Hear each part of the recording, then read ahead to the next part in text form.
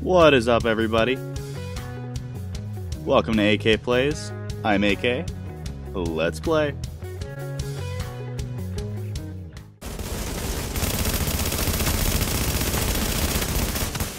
Oh my. Alright, everybody, so today I have my favorite DPS build for a group setup. Now, if you watched a couple videos ago, I had my favorite team set up, and I brought up the builds that were in it, and this is the team version of a Banshee DPS build that I think is the best. Now, this is obviously taking into consideration that you are on a team with support builds. So this is not a solo version. You can see it's a 5-piece Banshee with 1 vigorous chest and 2 lightweight M4 or LVOAC, that kind of AR variant, with 8100 firearms and 4900 stamina.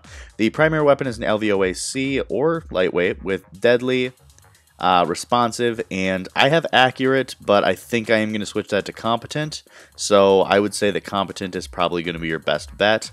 Accurate's good, but I think that unless you're doing some ridiculous long distance beams, I would stay with competent. Lightweight M4 is your secondary, and that is going to have sustained, predatory, determined, and those attachments. Your pistol, I would just keep around your cool-headed determined in case you need a signature skill back quickly. Onto the chest piece, you can see that it is a vigorous chest, rolled for firearms, exotic damage resilience, health, and ammo capacity. Our mask is rolled for stamina, critical hit chance, and then your minor should be burn resistance. Mine's just not very good. And then these are the Banshee bonuses if you're unfamiliar. And then you can see that on our knees, we are rolled for firearms, health, and then those minors are really bad. Those should be shock, burn, and disrupt resistance. Or bleed if you're scared of preds. Holster is critical hit chance, and on the gloves we are rolled for firearms, assault rifle damage, critical hit chance, and critical hit damage. On the backpack we are rolled for firearms, stability, and disrupt resistance. You can either keep disrupt or switch that to burn resistance. And if we look at our mods, you can see that we have stamina, critical hit chance, support station healing speed, and support station range. And on the holster we have support station healing speed as well. And on the knee pads we have stamina, critical hit chance, and support station healing speed. And on the mask we have stamina, critical hit chance, and on the chest piece we have firearms, critical hit chance, and firearms, critical hit chance. Now, when it comes to the mods that are on here, the support station ones are just because you're going to be leaving it down a lot, but you could be running first aid self-heals instead, first aid self-heal mods. That way, when you pop your booster shot at the start of a fight, you do gain that health, and it goes up into your vigorous, which is kind of cool. Now, if we look at the fun stuff, you can see that our critical hit chance is only at 22%, which I will explain exactly why. You are going to be running this as a team build, as I said before. This is not a solo build. This is not a duo build. This is when you're in your team. You want to have a healer that has a pulse, and in our case, it would be a final measure with a pulse. His pulse will be putting up about 35% critical hit chance, which should bring you to about 57%, which is about 3% below max, which is a great critical hit chance for an AR. And I'm showing you guys just the accuracy, stability, a little bit of skill haste. We don't have any, but the reclaimer box that you should be in on your team will give you a tiny bit. You can see that we are running with a booster shot. That's going to give you more damage and some resistance, which is great. And your immune station, just to give you kind of a little bit of a heal if you leave it on the ground and then pop it. And we're running Survivor Link, or a blue, because we like to have our DPSers run with a blue that way, because they're kind of seeing the situation from close up and they're able to hit that, and we don't want them to be running greens because they're the most likely to go down, so we're going to leave our medics or our survivor builds to be able to run that.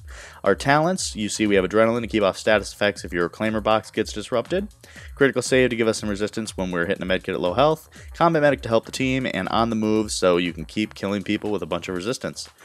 But that's the build, and it's really, really fun. It does crazy damage, and when you're on a team like that, if you have all the support builds around you, it is insane. Now, I've got a little bit of a manhunt here with, we had a 3-man squad. Me and Karma were both running this exact same build, and then we had Chaos running a final measure healer, which had that 34, 34, 35, 35 pulse, and a good defib. Now, this is not the full team setup. The full team setup would have one of these Banshees, a D3, a Reclaimer, and a Final Measure. Now that's the absolute most try-hard setup of that could work right now. I think in 1.8.3, I think that that's very try-hard and extremely strong. But if you're going against another team that's going really, really hard and they really want to fight and you want to be able to keep up, I think that that's a great way to do it. Or if you're fighting like 15 people, then it's definitely worth it to go with that kind of crazy setup. But this way, we just had the 2 DPSers and the 1 final measure. It was just the 3 of us on earlier when we were doing this, and it was a really good setup anyway. We had a lot of fun with it. He was able to keep us healing, and Chaos was able to get us all the defibs, and then me and Karma were ripping people down like it was crazy. We were melting people like the sun. But it was a lot of fun, and this build, basically the idea of it is when you're in that 4-man group scenario, you have the Reclaimer box giving you constant healing, which is going to put you up into your Vigorous. The defib from the final measure healer, which is going to throw you back up into your full Vigorous overheal. And any buffs that you get from the final measure, a D3, are going to help buff you and make you even more ridiculous. And the crit chance is obviously buffed with the pulse from that final measure that is going to give you close to max crit chance. And it's just going to be ridiculous. You'll be hitting great crits. I was seeing usually either very high 20s or mid 30s for crits, obviously depending if they're headshots or not. And basically you're just putting out ridiculous damage. That's your job, and you're not really taking on any of the support roles other than combat medicing for your team if they really, really need it. But usually your combat medics are going to be just when you're using a med kit and your teammates just happen to get your healing. But either way, it's a lot of fun to do this kind of damage and to fill this role on the team. I usually enjoy support builds. I think they're a lot of fun and they're very rewarding to use. But DPS, obviously everyone knows, can be a lot of fun because it is very, very fun to be able to rip people down and get the kills and just kind of feel like you're making the crazy impact of taking down people quickly. But either way, guys, that's the build. The way we're running this, the reason we have ARs is we're going to try to use it as a beaming build and try to put people down quickly from far away distances. The reason we do that is if you can help it when you're fighting a server of people, you don't want them right up on you, and you don't want tons and tons of people to be right in your face. It's just an issue, especially if they start popping ults or spamming nades or doing anything of that nature. You want to have them at a good enough distance that you're able to do crazy damage and they don't have as much of weapons to be able to fight back. So either way, that's kind of the idea of the build. It serves that purpose really, really well, and once again, this is a team build, meant to be ran with a team that has a healer, support builds, and when you do have that, this build is ridiculous. It gains all of the damage, multiplicative damage from the gear set. It gets the resistance when you're a rogue, and when you're fighting rogues, it hurts them even more. It's just kind of the best of everything, in my opinion, for a DPS build in 1.8.3. Obviously, you guys know I'm partial to Lone Star and Deadeye, but those builds, as fun as they are and great as they are at dishing out DPS, they will not survive like this build. This build with healers and support builds is going to survive like crazy. It has a Vigorous to give it even more survivability, and when you're rogue, you get 10% damage reduction from non-rogue players. It's ridiculous. This is a very, very strong build, and I think kind of the easy choice for a DPS build on a 4-man team. But that's it for the video, guys. I'm going to let the rest of the manhunt play out. I'll stop talking and let you guys just enjoy it with some music. And if you have any questions, let me know in the comments, and I will catch you guys tomorrow. Wait. Before I go, I have to do one shout out, so shout out to everybody from the Let's Play Club down in the comments. To all of you guys, let's play.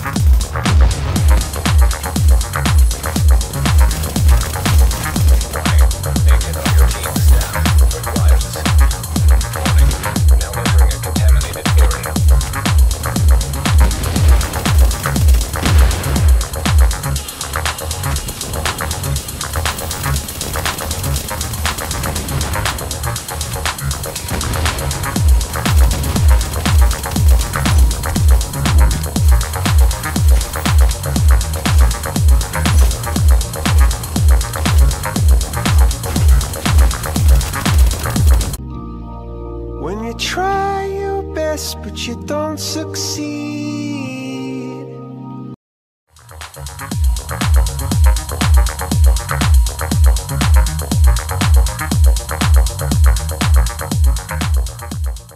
A few moments later.